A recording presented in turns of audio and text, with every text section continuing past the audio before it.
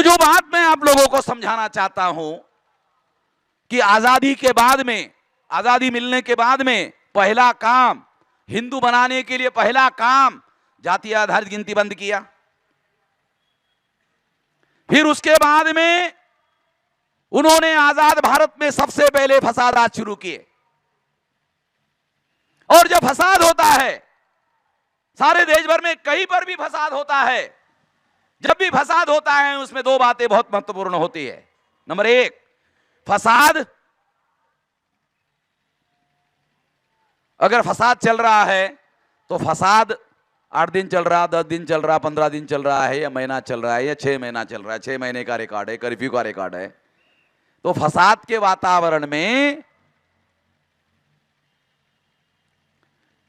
या तो लोग हिंदू होते हैं या तो मुसलमान होते हैं। जब फसाद का माहौल होता है तो या तो लोग हिंदू होते हैं तो मुसलमान होते हैं। क्यों?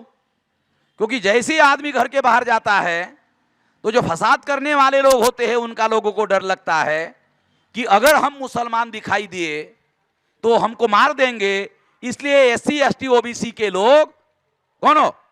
हिंदू। जो एससी एसटी ओबीसी का आदमी है वो क्या कहता है? कौन हो? हिंदू। अरे जाने दे, जाने दे, उसको जाने देते, हिंदू बोल दिया, जाने देते। तो फसाद में क्यों, ब्राह्मणों के धर्म ग्रंथों में लिखा है हमारे बारे में, तो वो ये नहीं कह सकता आओ तुमको बराबरी का अधिकार देंगे। किसी एससी एसटी ओबीसी को हिंदू बनाकर किसी को जनेऊ पहनाते हैं एससी एसटी ओबीसी के लोगों को, किसी एससी एसटी ओबीसी के लोगों का उपनयन संस्कार ब्राह्मण नहीं करते। मुसलमान बनो तो सुनता होती है, क्रिश्चियन बनो बपतिस्मा होती है, बुद्धिस्ट बनो 22 प्रतिज्ञा लेनी पड़ती है, क्रिश्चियन बनो तो भी वो है, सिख बनो तो अमृत चखना पड़ता है। संस्कार है, हर तरह का संस्कार है। ब्राह्मण का सबसे बड़ा संस्कार है उपनयन, किसी का नहीं करते।